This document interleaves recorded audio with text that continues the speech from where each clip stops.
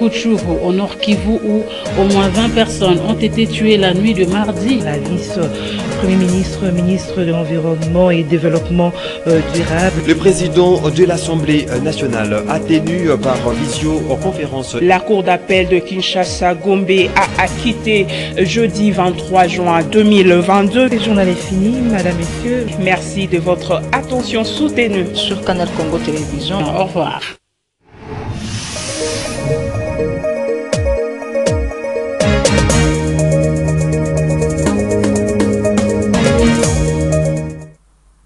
Bienvenue si vous nous rejoignez sur Canal Congo Télévision pour vous informer. Le chef de l'État, Félix-Antoine Tshisekedi, a mis officiellement en circulation les bus pour étudiants dénommés Transacademia ce vendredi 24 février 2023. La cérémonie a eu lieu à l'Institut supérieur de commerce IEC de Kinshasa en présence des étudiants et de plusieurs autres autorités du pays. Ces engins serviront de moyens de transport aux étudiants congolais qui sont appelés d'en faire bon usage. Dans la province de l'Ituri, l'on signale une nouvelle embuscade des rebelles ADF dans le village Apende, dans la chefferie de Walende, dans la journée du jeudi 23 février 2023. Le coordonnateur de la Convention pour le respect des droits humains, Antenne d'Irumu, Christophe Mounianzerou, parle de 2 morts et 2 motos incendiées. Il est au micro de notre correspondant sur place. Des civils qui revenaient de la ville de Butembo sont tombés dans l'embuscade tendue par les présumés rebelles ougandais de l'ADF au village de Apende, et ces derniers ont été tués et brûlés par ces présumés rebelles ougandais de l'ADF. Et signalons que ces 2 corps revenaient de Butembo pour Bunia, et ils étaient partis à Butembo juste pour un lieu de deuil. Arrivés au niveau de Apende, sont tombés dans cette embuscade. Et ces 2 civils, il y a un homme et une femme, et tous d'une même famille. Et les corps venaient d'être ramassés ce vendredi 24 février 2023. Et un corps a été ramené au niveau de Bunia, et un autre corps a été ramené au niveau de la ville de Butembo. Et le corps de la dame ramenée à Bunia, c'est juste parce que c'est de là que se trouve son mari. Et l'autre corps venait d'être ramené au niveau de la ville de Butembo. Et quand il quittait le convoi qui ramenait le corps pour Butembo, arrivé au niveau du village Mahala, et aussi a été embusqué, et le bilan est d'une moto qui a été incendiée. Et gloire à Dieu parce qu'aucun bilan à perte à vie humaine n'a été signalé. Donc au total, il y a au moins 2 civils tués et 2 motos incendiées. Et c'est dans la chefferie de Walese Vokutu, groupement Bandavilemba, et aussi des commandes sur le tronçon routier national numéro 4. Et la population de ces groupements de Bandavilemba, chefferie de Walese Vokutu, reste jusque là, et sans aucun espoir, parce que aucun dispositif sécuritaire n'est pris juste pour protéger cette population. C'est pourquoi nous appelons la population civile qui trafique ces tronçons routiers de demeurer trop vigilante, et surtout de suspendre le trafic sur ces tronçons. Rendons-nous cette fois à Rutshuru, où les affrontements ont été signalés tôt ce matin de vendredi 24 février 2023 dans la localité de Kishishi, en territoire de Rutshuru. Les terroristes M23 voulant traverser la rivière Rwindi. Entre-temps, une bombe a explosé vers la localité de Rangira dans le groupement Djomba, à 15 km ouest de Bunagana. 6 enfants se sont heurtés à cet engin. Suivez à ce sujet un notable du coin au micro de notre correspondant sur place. L'actualité aujourd'hui à territoire de Rutshuru, c'est 24 février vendredi, est caractérisée par les affrontements sur des lignes de fraude Kishiche et et à Mouchaki. Nous signalons qu'à 6 h du matin aujourd'hui, vendredi, les affrontements ont été, les coups de détonation en armes lourdes et légères ont été attendus à Kishiche et aux périphéries entre les FARDC et les M23. Et vers 9 h, la calmie s'est observée sur cette ligne de front. À Mouchaki, on nous signale que les affrontements ont été signalés toujours à Mouchaki et aux périphéries de Mouchaki. Mouchaki est situé à une dizaine de kilomètres au nord de la cité de Sake, pour dire à une quarantaine de kilomètres au nord de Goma. Pour dire, l'ennemi veut progresser vers Massissi Centre, Rubaya, vers même Walikale, à la recherche des minerais comme les cassitérites de Rubaya, les coltas de Rubaya et la mine de Alpha Mine de Walikale qui produit beaucoup de l'or dans la région du Kivu. Pour dire, sur l'autre angle sécuritaire, nous signalons qu'une bombe s'est explosée à Rangira, une localité située à 15 km de Bunagana, et a blessé au moins 5 personnes, dont la 6e est décédée sur place. Les 5 personnes poursuivent des soins de santé à l'hôpital général de référence de Rutshuru. Ce n'est pas la première fois qu'une bombe s'explose à territoire où contrôle le M23. Nous signalons que d'autres bombes sont visiblement piégées à Buramba, à Kisharo, à Rugari, et personne ne peut venir sauver la population pour dépêcher ces bombes. En Tamugenga, plusieurs bombes s'explosent chaque jour et ce sont des morts d'hommes qui s'enregistrent. Nous voudrions voir les Silam, l'ONI venir dépiéger ces bombes pour sauver les paisibles citoyens qui commencent à revenir dans la zone malgré les souffrances dans le cas de déplacés à Goma et ailleurs. Pour dire, nous réclamons le retour de la paix de toutes les manières qu'il viendra, mais pas dans la négociation. Pour dire, l'EAC qui est venu nous distraire, s'il n'est pas capable de ramener la paix, il doit plier bagage et retourner chez lui. Kinshasa, la capitale de la République démocratique du Congo, va abriter ce samedi 25 février 2023 la 22e session de la conférence des chefs d'État et de gouvernement de la communauté économique des États de l'Afrique centrale. Approché à cet effet, l'analyste politique Cédric Kazadi estime que c'est une belle occasion pour la RDC de dénoncer l'agression dont elle subit de la part du Rwanda via le M23. Maxime Makabou a recueilli ses propos. La tenue à Kinshasa de la 22e session de la conférence des chefs d'État et de gouvernement de la communauté économique des États de l'Afrique centrale est une occasion pour la RDC de dénoncer une fois de plus l'agression dont elle fait l'objet de la part du Rwanda en vue d'une solution rapide en faveur de la paix à l'est de la RDC, estime l'analyste politique Cédric Kazadi. Voilà, en fait, je suis sincèrement content. Parce qu'aujourd'hui, petit à petit, la République démocratique du Congo commence à redorer son image, à faire entendre sa voix. Parce que vous savez, nous venons des années sombres où la République démocratique du Congo n'avait plus des relations vraiment assez correctes avec bon nombre de pays, même ici en Afrique, même au niveau international. C'est aujourd'hui là que cette voix-là commence à se faire entendre. Et la volonté que nous avons, les désirs que nous avons, c'est de voir aujourd'hui les pays d'Afrique reconnaître réellement que pour qu'il y ait la paix en Afrique centrale, il faut nécessairement dire à ce pays agresseur de pouvoir arrêter d'agresser le Congo. Parce que aujourd'hui, pour qu'il y ait la paix dans l'Afrique centrale, il faut que la République démocratique du Congo soit en paix. Pour qu'il y ait un commerce transfrontalier, surtout au niveau de l'Est, il faut que la République démocratique du Congo soit en paix. Et cela ira même pour le développement de l'Afrique centrale et de l'Afrique en général. Effectivement, parce que nous en avons l'exemple.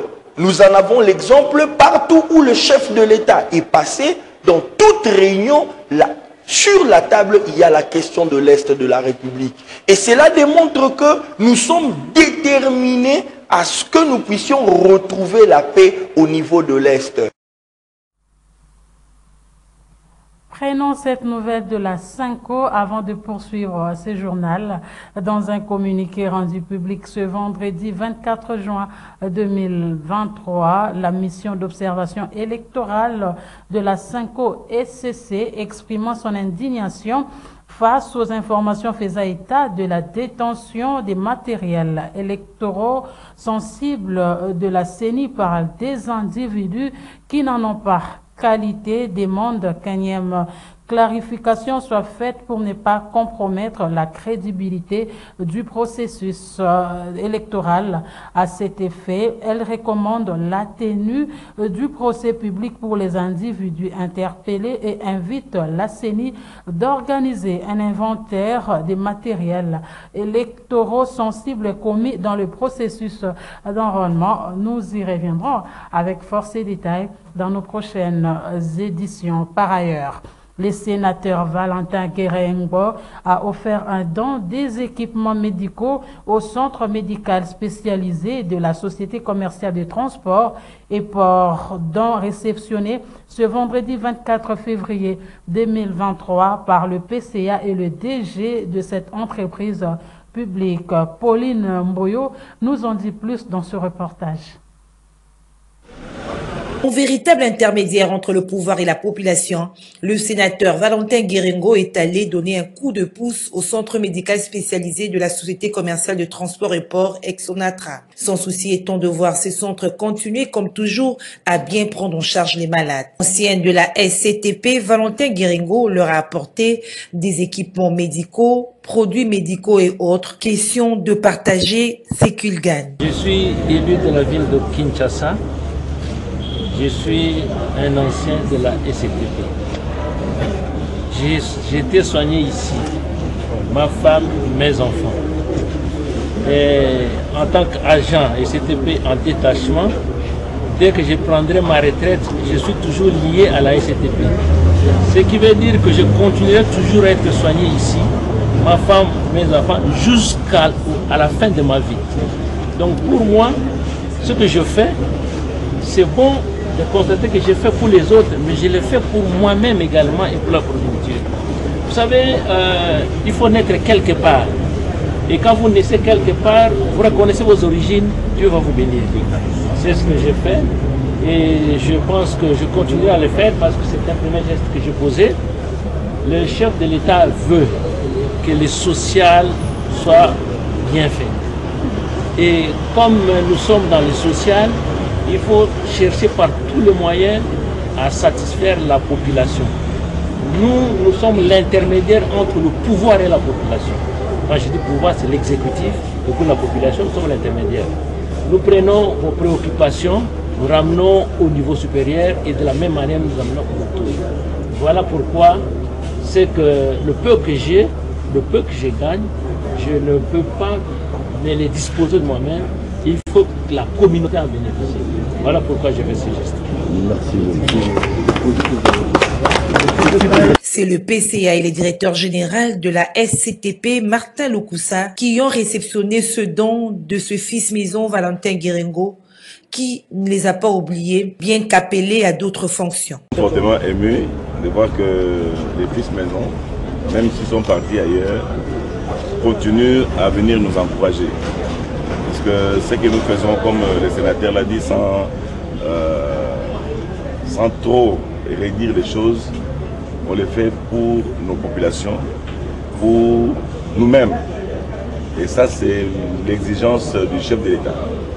Il nous a confié cette mission, de nous occuper non seulement du développement de nos entreprises, mais qu'on mette l'homme au centre des activités-là. Le sénateur Valentin Guérengo a eu droit à une visite guidée du bâtiment rénové de ce centre médical spécialisé de la Société commerciale de transport et port.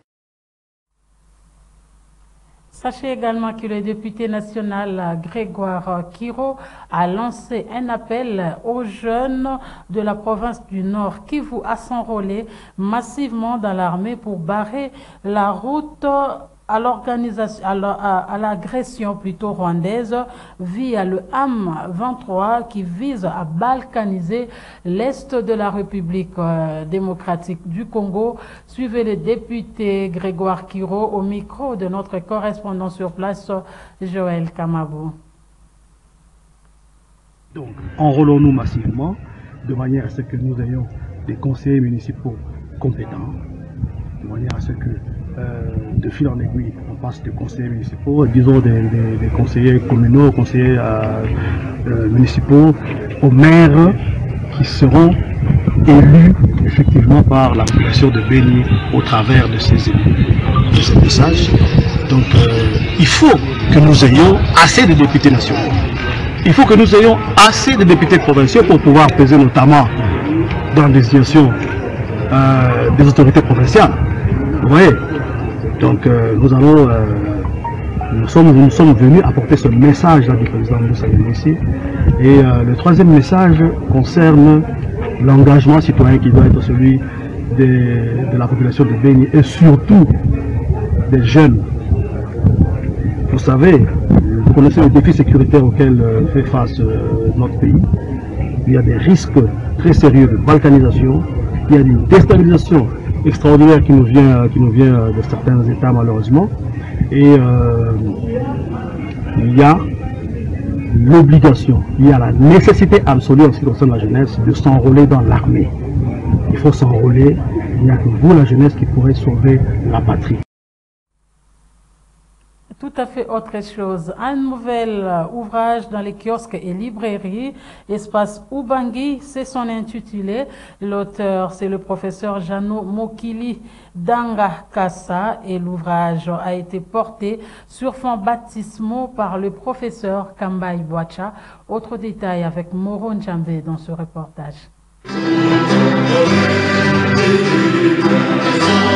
Deux œuvres d'esprit du professeur Jano Mokili Danga Kassa ont été portées sous les fonds baptismaux le jeudi 23 février 2023. D'abord, le vernissage de son ouvrage intitulé Espace Ubangui, un ouvrage qui décrit les populations de cette entité géographique, les différentes langues parlées par les populations de cette région, aussi aborde les côtés artistiques ainsi que l'évolution administrative.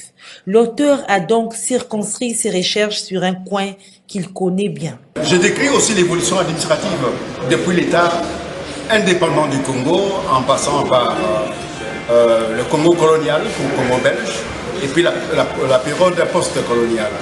En fait, il y a des facteurs vraiment très nombreux conjoints qu'on trouve dans tous les espaces en République démocratique du Congo. Mais surtout, dans la dernière partie, j'aborde les problèmes socio-économiques. Aujourd'hui, vous savez que le Congo est confronté à quelle que soit la contrée où on se trouve, le Congo est confronté à des problèmes identiques. L'économie qui ne fonctionne pas, le développement qui n'est pas au rendez-vous, l'absence de routes, le sous-développement. On rencontre ces problèmes partout en RDC. Mais j'ai mis l'accent sur l'Ubangui parce que c'est le coin que je connais très bien, c'est le coin pour lequel je suis bien documenté. Postfacé par le professeur Daniel Ngoy Bolia, l'ouvrage Espace Ubangui est préfacé par le professeur Kambai Boacha qui l'a baptisé. Que vous soyez enseigné pour que vous puissiez être la lumière qui va éclairer les défis pour notre développement. Amen. Autre œuvre du professeur Jano Mokili Danga Kassa, portée sous le fond baptismaux, c'est son album intitulé « Je suis Congolais ».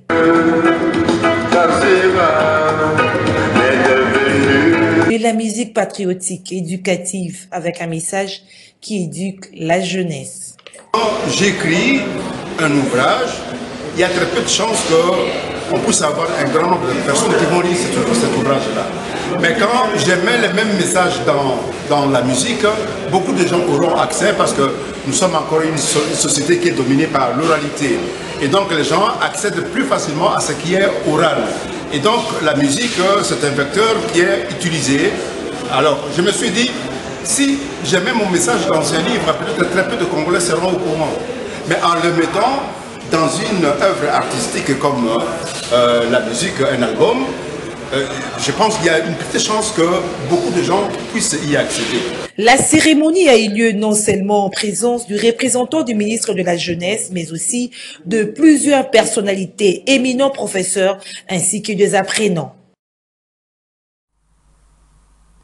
Les agents et cadres de la DGRK ne décolèrent pas, toujours dans le but d'obtenir gain de cause à leurs revendications. Ils ont organisé le mercredi 22 février 2023 un sit-in et comme point de départ l'IEC jusqu'au bâtiment administratif de l'inspection générale des finances. Nancy Ileka et Niwa Pezo étaient là pour les comptes des Canal Congo Télévision. Suivez. C'est sous la pluie diluvienne qui s'est abattue le mercredi 22 février 2023 à travers la ville-province de Kinshasa que les agents et cadres de la Direction générale des recettes de Kinshasa ont organisé ces sit-ins devant les bâtiments administratifs de l'inspection générale des finances. Ces agents qui revendiquent leur mécanisation, les paiements de plusieurs mois d'arriérés des salaires, sans oublier l'amélioration des conditions de travail, sollicitent l'implication de l'inspecteur général des finances afin que tout soit mis au clair en ce qui concerne la gestion opaque de cette première régie financière provinciale. Sur place, cette délégation de la DGRK a été reçue par le chef des services adjoints de l'IGF, comme l'explique ici l'un des syndicalistes, Christian Lionjo. La démarche d'aujourd'hui a consisté de venir voir l'inspecteur général des finances, chef de service, pour lui présenter le mémo et faire le suivi du mémo que nous avions déposé en septembre 2022, où nous avions adressé la problématique ou le problème qui ronge, qui mine aujourd'hui la DGRK, et on voulait un peu en savoir où est-ce que nous en étions. Et aussi, nous avons échangé fructueusement avec l'inspecteur adjoint qui nous a reçus dans son bureau et on a échangé, on a exposé tous les problèmes de la DGRK. Nous lui avons dit qu'il s'est profilé à l'horizon un génocide social à la DGRK de par les traitements inadéquats de tout ce qui se passe à la DGRK. Donc voilà un peu notre... Et nous rassurons tout l'ensemble du personnel de la DGRK que l'IGF a été très attentif et je crois que dans les jours à venir, ils vont faire le nécessaire pour que l'image de la DGRK soit redorée. Entre-temps, les bâtiments administratifs de la DGRK et la direction des recettes délimitées sont envahis par les forces de l'ordre, empêchant ainsi ces manifestants de réclamer leurs droits le plus légitimes.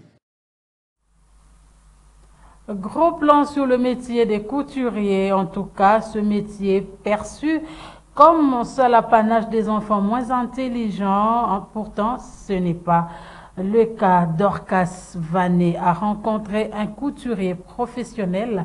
Il s'agit de Robert de Bazac qui rejette en bloc ses préjugés et présente la couture comme un métier noble. Aussi parle-t-il de défis à relever. Regardez. Couture, ça accompagne la personne humaine depuis l'enfance jusqu'à la mort.